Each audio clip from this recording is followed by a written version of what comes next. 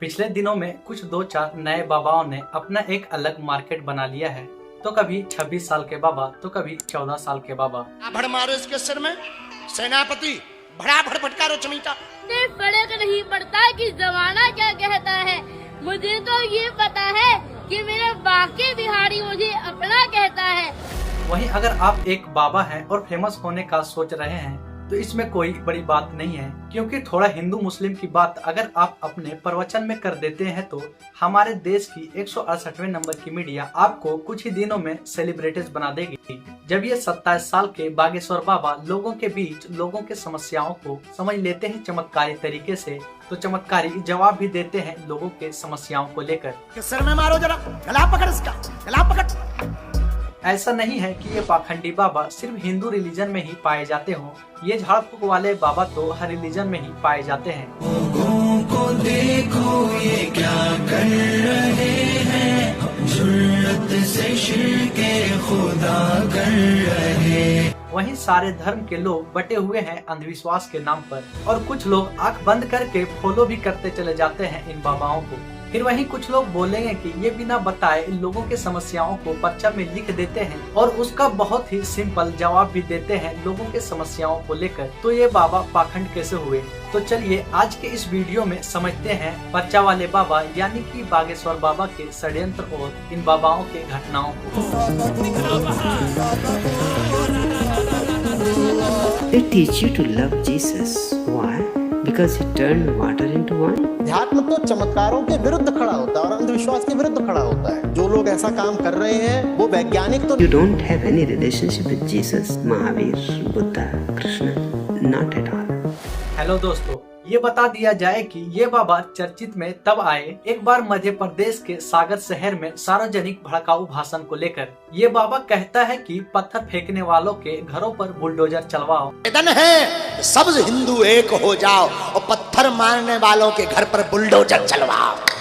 बहुत ही स्पष्ट पॉलिटिकल निर्देश जो कि राजस्थान और उत्तर प्रदेश में देखने को मिल रहा है। हालांकि बुलडोजर को लेकर सुप्रीम कोर्ट ने 13 नवंबर 2024 को अपना फैसला दे दिया है। डिस्क्रिप्शन में लिंक है, आप जाके देख सकते हैं। और वहीं ये बाबा सेम प्रवचन में ये भी कहते हैं कि सारे हिंदुओं एक हो जाओ और अपने हाथों में हथियार उठा लो। अब सब हिंदू अपने हाथ में हथियार उठा लो और कह दो हम सब हिंदू एक हैं। इतना करने के बाद इसका एक भक्त उसके पैरों को चूमता है। एक बार से नहीं होता तो एक बार और चुमवा लेता है। चलो पल्लू और पल्लू एक भी। यहाँ तक कि ये एक नॉर्मल बात थी। सेम यही कंडीशन को एक और प्रवचन के दौरान दोहराता है और अपने भक्तों को कहता है, तुम एक अछूत आदमी हो, तुम मुझे मत छुओ। बस छूना नहीं है, मैं अछूत आदमी है ना छू।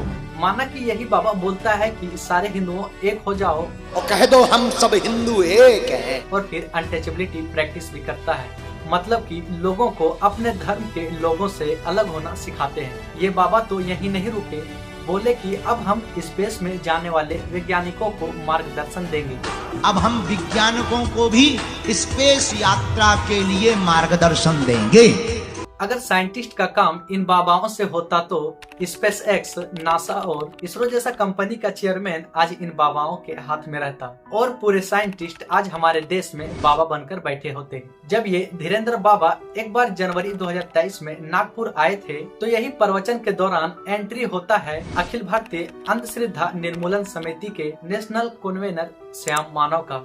ये ऑर्गेनाइजेशन को ईयर 1982 में फाउंड किया गया था श्याम मानव के द्वारा। जनरली इस ऑर्गेनाइजेशन का काम था अंधविश्वास और काला जादू के खिलाफ लड़ना। वहीं ईयर 1989 में एक और ऑर्गेनाइजेशन को फाउंड करते हैं नरेंद्र दाभोलकर, महाराष्ट्र अंधश्रद्धा निर्मूलन समिति का। ये ऑर्गेनाइजेशन का भी सेम वही पर्पस था, अंधविश्वास और काला जादू के खिलाफ लड़ना। लेकिन साल 2013 में नरेंद्र दाभोलकर की गोली मारकर हत्या कर दी जाती है। लेकिन वहीं अच्छी बात ये भी थी कि पूरे 4 महीने बाद यानी कि 20 दिसंबर 2013 में एक लॉ पास कर दिया जाता है महाराष्ट्र में सुपर स्टेशन, ब्लैक मैजिक और ह्यूमन सेक्रीफाइस के अगेंस्ट। अखिल भारतीय अंधश्रद्धा निर्मूलन समिति को फाउंड किया गया था श्याम मानव के द्वारा और वहीं महाराष्ट्र अंधश्रद्धा निर्मूलन समिति का फाउंड किया गया था नरेंद्र दाभोलकर के द्वारा। ये दोनों एक अलग अलग ऑर्गेनाइजेशन है। ब्लैक मैजिक और सुपर स्टेशन के अगेंस्ट लड़ने का काम जारी रखते हैं श्याम मानव। ये कहते हैं, मैं किसी धर्म के खिलाफ नहीं हूँ, लेकिन मैं उसके खिलाफ हूँ जो धर्म के नाम पर फ्रॉड और लूटमारी हो रही है। वहीं ये भी देखने को मिल रहा है कि हमारे देश में स्कूल से ड्रॉप आउट करके 14 से 15 साल के बच्चे भी बाबा बनकर बैठे। टीके बने इधर आ। बोल बालाजी महाराज की जय। सत्य सनातन धर्म की जय। नटखटा की नाक काटी जाए।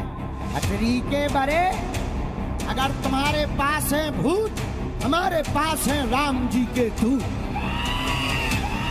माना कि एक पर्चा वाले बाबा हमारे देश में कम नहीं थे कि वहीं एक और पर्चा वाले छोटा बाबा बनकर बैठ गए हैं। समाज सेवा करना चाहते हैं, आशीर्वाद है, कृपा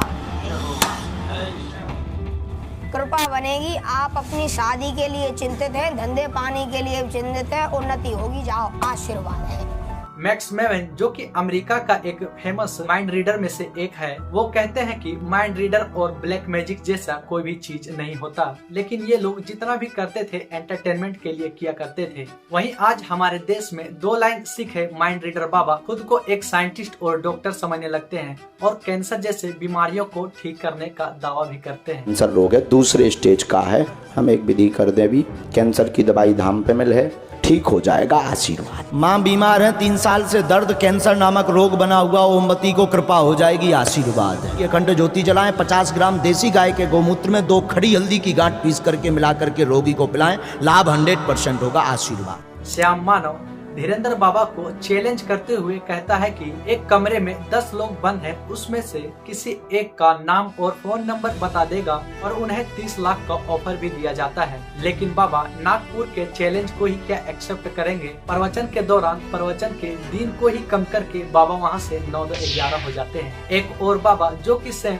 धीरेन्द्र बाबा की तरह लोगों की समस्याओं को सॉल्व करता है और लंगड़े को अपने पैरों के बल चला देता है। से प्रॉब्लम है ये एक साल हो गए। एक साल से देख, मेरे हाथों की तरफ देख और विश्वास कर, उठ, कोशिश कर, शाबाश, चल शाबाश। दौड़ेंगे दौड़ेंगे लंगड़े भी दौड़ेंगे दौड़ेंगे दौड़ेंगे। आओ शाबाश शाबाश, देखो देखो देखो लड़का, आंख पकड़ इसका, हालेलुया। चलो चल चलो चल, शाबाश, चल चल चल, कैमरामैन जूम करो, जूम। दौड़ेंगे दौड़ेंगे लंगड़े भी दौड़ेंगे। हालांकि इतिहास में देखा जाए तो पहले जमाने के बाबा लोग भिक्षा मांग के लोगों के समस्याओं को सॉल्व करते थे, लेकिन आज के जमाने के बाबा भिक्षा की जगह भीख मांगते हैं और लोगों को मूर्ख बना देते हैं। वहीं ऐसे फर्जी बाबा का पर्दाफाश करना बहुत जरूरी है और युवाओं को ऐसे बाबा से दूर रहना भी बहुत जरूरी है और युवाओं को अपना हक के लिए हमेशा लड़ना चाहिए। अगर वीडियो इन्फॉर्मेटिव लगी हो तो शेयर जरूर करें।